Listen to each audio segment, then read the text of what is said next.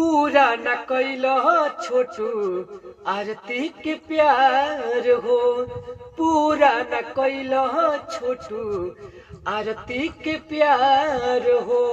आ तू ही बताओ राम जी करो है गुनाह हो। पूरा न कैलो छोटू आरती के प्यार हो। पूरा न कैलो छोटू आरती के प्यार हो। अंतरा सुनी कैसे बा? अंतरा भी काफी अच्छा बा। अरे भाई ये बहन के सुहाग उजारे सुतला में काहे केहू पत्थर चलावे। अरे भाई ये बहन के सुहाग उजारे सुतला में काहे केहू पत्थर चलावे। सुतला में काहे केहू पत्थर चलावे।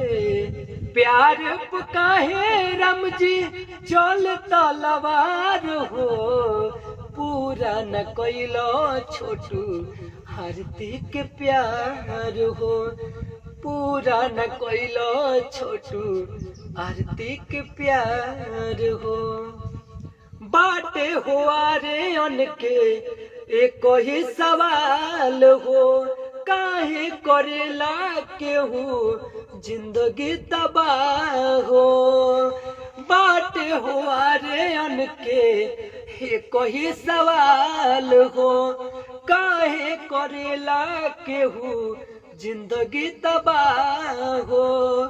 काहे करेला केहू जिंदगी तबाह हो।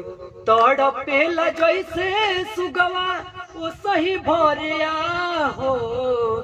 पूरा न कैलो छोटू आरती के प्यार हो। पूरा न कैलो छोटू आरती के प्यार हो।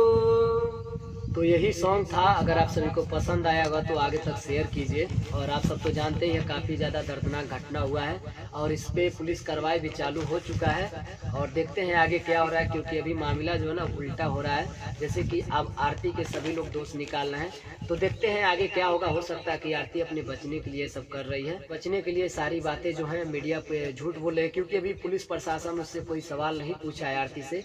जैसे ही कोई सवाल पूछता है आप सभी को मैं सॉन्ग सुना कर बता दूंगा। और लास्ट में जैसे कि मैं ये बोल रहा हूँ आप सभी को ऐसा भी कुछ करके और ये जो है अभी कोई आप सभी को ये बताएगा नहीं, क्योंकि मीडिया वाले जो है कि छोटू के घर जाते हैं तो कोई आरती से ऐसा सवाल नहीं पूछता है कि क्या हुआ क्या नहीं। एक्चुअली वहाँ हुआ कि सब वहाँ पर रो रहे हैं, तो ऐसा सब लोग देखकर कोई जो अपने घर से सोच कर चलता है मैं ये सवाल पूछूंगा, तो कोई सवाल नहीं पूछ पा रहा है। बट क्या है, आज से कल से मैं देखा हूँ काफ़ी अच्छे सवाल आ रही हैं। आरती के पापा के जो वकील थे मतलब वो भी कुछ इम्पोर्टेंट बातें बताई हैं और अगले वीडियो में मैं आप सभी को बता दूंगा कैसे कैसे क्या है। तब तक के लिए आप लोग इस सॉन्ग को सुनिए, ज़्यादा से ज़्यादा प्यार दुलार आशीर्वाद दीजिए।